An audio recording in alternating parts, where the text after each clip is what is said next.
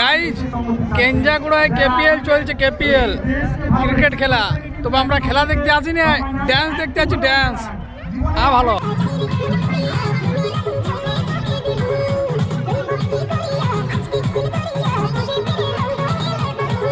অবশ্য যারা লাইভ খেলাটা দেখতে যাও, এ প্লাস স্পোর্টস যে ইউটিউব চ্যানেল আছে সেখানে তোমরা দেখতে পারো। তো আমরা খেলা দেখবো না, ড্যান্স দেখবো, ড্যান্স ধামাকা।